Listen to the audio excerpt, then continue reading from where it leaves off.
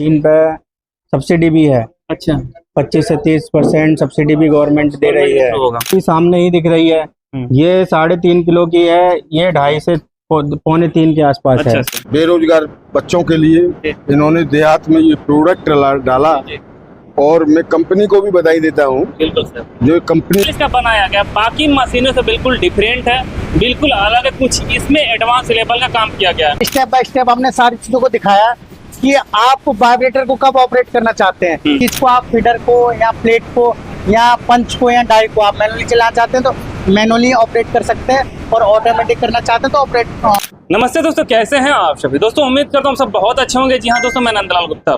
दोस्तों मेरा हमेशा ही प्रयास रहता है कि मैं आप लोग के एक नए से नए बेहतरीन बिजनेस आइडियाज आप लोग के बीच लेके आता रहूं। और जैसा कि देख सकते हैं मेरे सामने पीछे पड़ा हुआ है यहाँ पे फ्लाईएस ब्रिक्स मेकिंग मशीन। इसकी खासियत क्या है कि आप लोग भी जानते होंगे, जो पुराने ईंट थे यानी जो लाल वाले ईंट थे, कहीं न कहीं देखा जाए तो गवर्नमेंट भी उसको बैन कर रही है। और बैन कर रही उसका रीजन भी हो क्योंकि देखेंगे जब उससे ईंट बनती थी तो जो चिमनी जलती थी उसे काफी नुकसान होता था। और उसके साथ साथ देखा जाए तो मिट्टी का काफी कटाव होता था कि जब मिट्टी लोग खोदने के लिए जाते थे। देखिए एक हमारे साथ कस्टमर जुड़े हुए हैं जो इस प्लांट को लगाए हैं, थोड़ा इनसे पूरी जानकारी लेंगे। तो चलिए सीधे बातचीत करते हैं इनसे। नमस्ते सर। नमस्कार जी। क्या हाल चाल है सर? बढ़िया।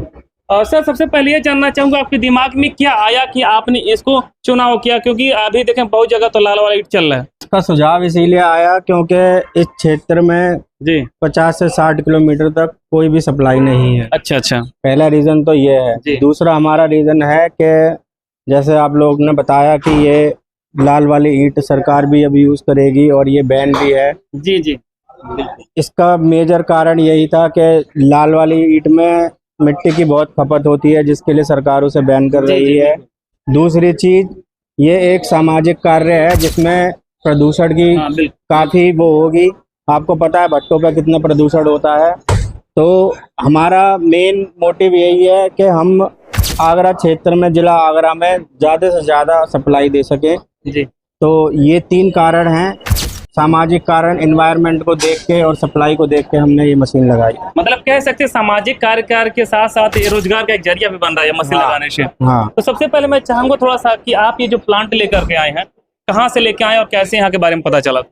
मेरा निवास है आगरा में जी, फतेहाबाद रोड पे। तो हमें वहाँ पे पता लगा कि ये मशीन वहीं पे बन रही है जी। तो वहाँ पे हमारा संपर्क हुआ तो हम अनूप यादव से मिले जो इसके प्रोपराइटर हैं। उन्होंने हमें बताया कि ये मशीन है और इसमें, और आपको एक बात बताऊं, इस मशीन पे सब्सिडी भी है। अच्छा, 25 से 30% सब्सिडी भी गवर्नमेंट दे रही है। आप चाहे यूपी गवर्नमेंट से ले लो, चाहे आप सेंट्रल गवर्नमेंट से ले लो, इस पे सब्सिडी भी है। तो इस कारण हमने अनूप से बात करके इस पे मशीन का कराया। और अगर आपके पास पैसे नहीं है तो अनूप जी इसको लोन भी करवाते हैं 90%। मतलब इसका फायदा आपने भरपूर उठाया सर। हाँ। तो सर सबसे पहले चाहूंगा थोड़ा सा जो ये ईंट है, मान लीजिए अपना सामाजिक कार्य के लिए तो ठीक है, लेकिन देखिए हमारे सामने दोनों ईंट पड़े हुए हैं। हाँ। इसके मुकाबले मजबूती ये वाली ईंट रहेगी या ये वाली ईंट रहेगी? देखो मजबूती तो आपको अभी सामने ही दिख रही है। ये 3.5 किलो की है, ये 2.5 से पौने 3 के आसपास है। ठीक है। साइज इसका है 9 इंच ऐसे लंबाई और 4 इंच चौड़ाई जी। और जो इसकी गहराई है वो लगभग 3 इंच है। बाकी दोस्तों देख और ये आप देख सकते हैं ये पौने 3 इंची है जी। और इसकी फिनिशिंग और इसकी फिनिशिंग में कितना फर्क है। बिल्कुल सर, बिल्कुल। दोस्तों देख सकते हैं यहाँ पे आपको सीधे सीधे गैप ये दिख रहा होगा। अगर मैं हाथ ऐसे टच करूंगा तो देखिए ये थोड़ा सा डाउन भी दिख रहा है। 3 ईंट लगाएं और इसको 4 लगाएं, आपको फर्क पड़ जाएगा, बराबर हो जाएंगे। हाँ। बिल्कुल सामने से सर दिख रहा है। हाँ। सर बात क्या, ये जो मशीन है इससे केवल हम लोग इसी तरीके का ईंट बना पाएंगे या और भी तरीके का ईंट बना पाएंगे? इस मशीन में आप ब्लॉक भी बना सकते हैं बड़े वाले और इंटरलॉकिंग टाइल भी बन जाती है। इसमें डाई बदल जाती है। ठीक है। और इसमें सबसे अच्छी बात यह है कि इन ईंटों में मसाला कम लगता है प्लास्टर में। तो सबसे पहले सर प्रोसेस आती है कि अपना ये मिक्सचर मशीन है, इसमें हम लोग ये ईंट बनाने के लिए क्या क्या मिलाते हैं? देखो इसमें ये रिक्वायरमेंट होती है कस्टमर की, लेकिन जो स्टैंडर्ड रिक्वायरमेंट होती है वो यही होती है कि आप इसमें सीमेंट, डस्ट और फ्लाई ऐश मिक्स हो। अच्छा। उससे प्रॉपर मजबूती और फिनिशिंग आती है। अच्छा। ठीक है।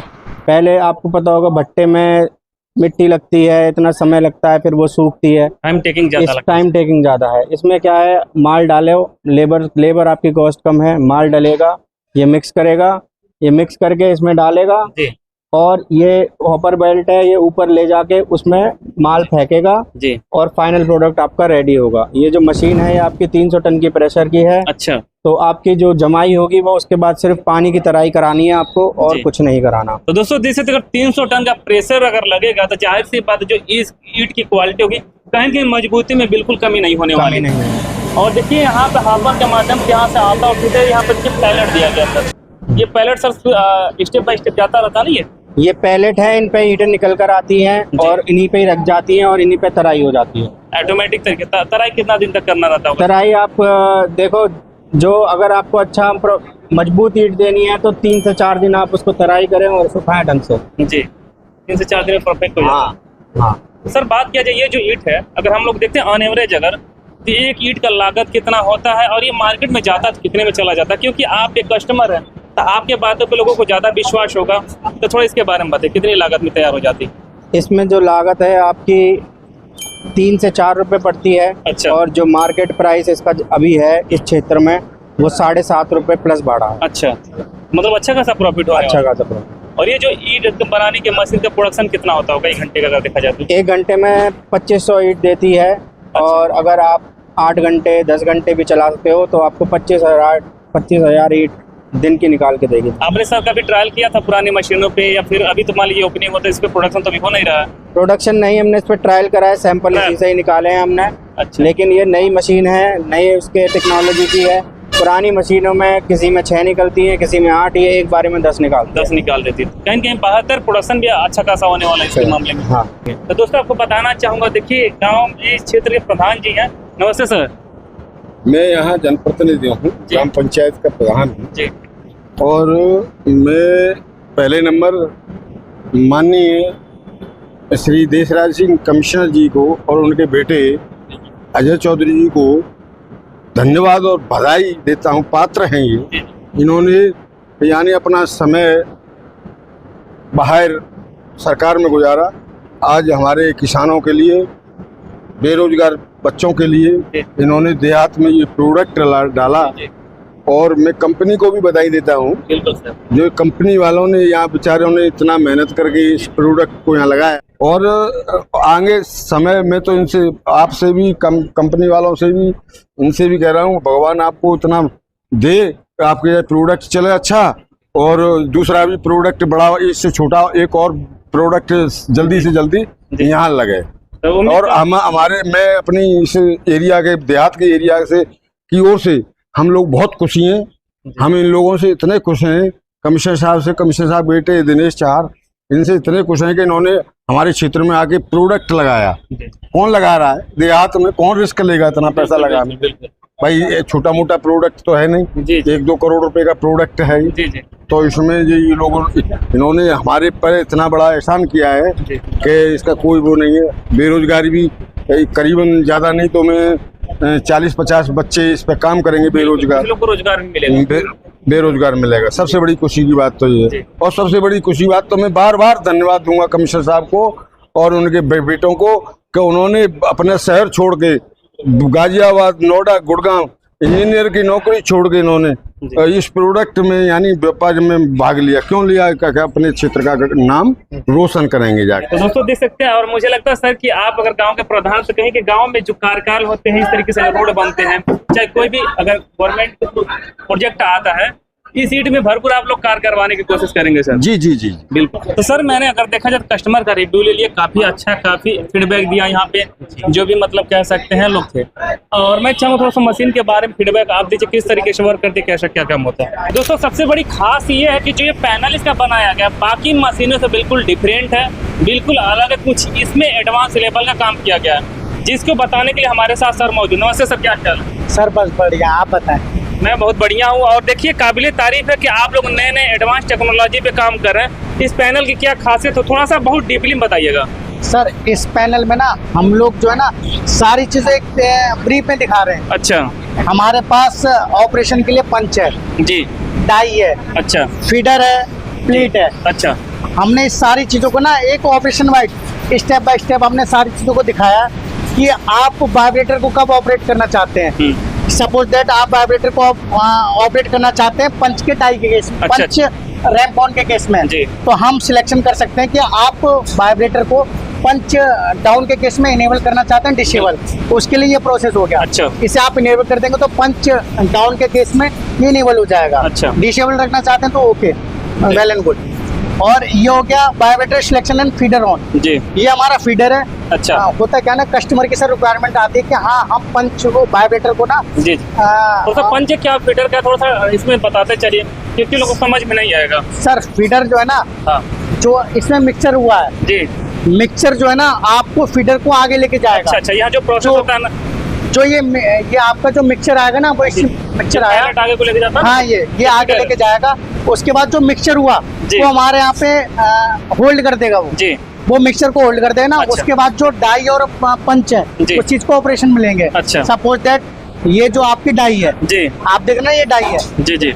ये डाई है, तो पंच इसमें होल्ड किया, अच्छा पंच इसमें होल्ड किया, फिर फीडर ने इसमें होल्ड किया, जी। उसके बाद पंच ने अपना काम किया, अच्छा पंच ने इसे प्रेस किया, उसके जी। बाद जो एक शेप बन के आ रही है ये जो आप देख जी रहे हैं, बिल्कुल सर। वो फीडर और डाई हो गया, और क्या नाम है पंच ही हो गया। जी उसके अकॉर्डिंग ये शेप बन के आ रही है कि जो आप देख रहे हैं ना ब्रिक्स बने हुए हैं, जी, ये उसके अकॉर्डिंग ही आ रही है। बिल्कुल सर। हमने फीडर फॉरवर्ड किया, जी सारा जो मिक्सचर था वो हमारा आ गया है डाई में। जी डाई के बाद हमारा पंच ने प्रेस किया, जी। और पंच ने प्रेस करके इसको एक शेप दे दी कि कुछ टाइम तक सर होल्ड रखते हैं, जी, जी। क्योंकि ऐसा नहीं है कि हाँ कुछ टाइम तक होल्ड रखना पड़ेगा, जी। कुछ टाइम तक होल्ड रखते हैं। उस टाइम तक होल्ड रखने के लिए इसमें सारी चीजें हैं, जी इसमें सेटिंग है कि कितने देर तक आप होल्ड रखना चाहते हैं, अच्छा उसमें होल्ड रखेंगे। आप देख रहे हैं ना सारी चीजें हैं, फीडर साइकिल काउंट भी है, फीडर वाइब्रेटर टाइम भी है, वाइब्रेटर टाइम एट पंचिंग भी है, जी पंच डिस्चार्ज टाइम भी है। बिल्कुल ये सर। सारी चीजें हमने होल्ड रखी। जी। उसके बाद ना इसे ऑपरेशन करेंगे कि जब डाई में आ गया मिक्सचर तो जी। पंच प्रेस करेगा, उसके बाद एक शेप निकल आएगी ऑटोमेटिक, ये पंच ऊपर होगा, उसके बाद एक शेप निकल के आ जाएगी, जो कि ये प्लेट जो है जी ये जो प्लेट है, अच्छा, ये नीचे प्लेट, हाँ नीचे वाला जो है, ये प्लेट ब्रिक्स को आगे फॉरवर्ड कर देगी। बिल्कुल सर। हाँ, ये इन सारी चीजों के ना एक फीडबैक है, जी सबके अपने अपने फीडबैक है कि हाँ कहाँ पर पंच खड़ा हुआ है, अच्छा कहाँ पर आपका प्लेट खड़ी हुई है, कहाँ पर आपकी डाई है, कहाँ पर आपका पंच है, सारी चीज़ें अपने एक होम पोजीशन पे है। उसके बाद ये सारी ऑपरेटेड होती है as per logic, automatic logic में। अच्छा अच्छा कि ऑटोमेटिक जब जो मिक्सचर आया वो इसमें आया, इसके बाद प्लेट आके लेके जाएगी, जो प्लेट नीचे वाली आप देख लें, ये प्लाई लगी हुई है, जी जी हाँ प्लाई दिख रही है। जो प्लाई लगी हुई है प्लेट है, ये हमारी प्लेट है, ठीक है, ये हमारी प्लेट है।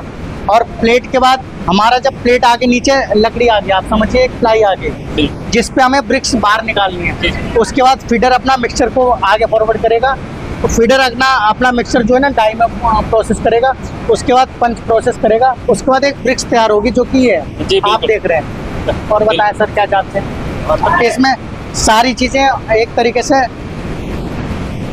सारे ऑपरेशन के इसमें सर अलार्म लिए हुए हैं, अच्छा। कि फीडर हमारा ऑपरेट है कि नहीं, जी अपना पावर पैक जो है ऑपरेट है कि नहीं, जी। हेल्थी है कि अलार्म बेस में है, जी फीडर हमारा हेल्थी है कि मतलब अलार्म बेस में है। जी। सारी चीज़ों के सिग्नल लिए हुए हैं, बिल्कुल सर। है ना। और फुल्ली ऑटोमेटिक मशीन है, जी आप इस मशीन को मैनुअली प्लस ऑटोमेटिक दोनों ऑपरेशन में चला सकते हैं क्या आप। बात।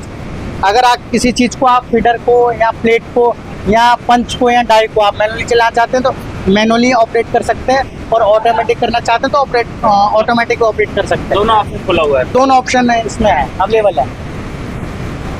इसमें सारी चीज़ों के जो ऑपरेशन है आप देखेगा, ये बटन लगे हुए हैं, पुश बटन लगे हुए हैं, बिल्कुल punch up punch down, die up die down, feeder forward feeder reverse, जी सारी सारी चीज़ों।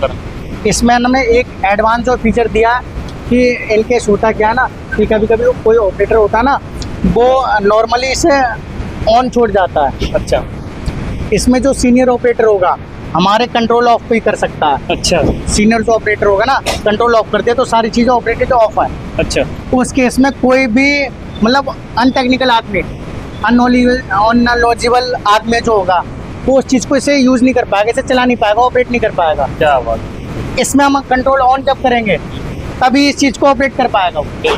ये सारे इसमें एडवांस फीचर है। अच्छा और इसमें मतलब एक इमरजेंसी केस में इमरजेंसी पुश बटन है, जो मशीन की आईओ लिस्ट है, अच्छा। इनपुट एंड आउटपुट लिस्ट जो है जी वो सारी हमने एडवांस फीचर में दे रखी है। सारे इनपुट्स जो है मशीन के अंदर जो अवेलेबल है जी वो सारे यहाँ डिस्प्ले हो रहे हैं। बिल्कुल बिल्कुल।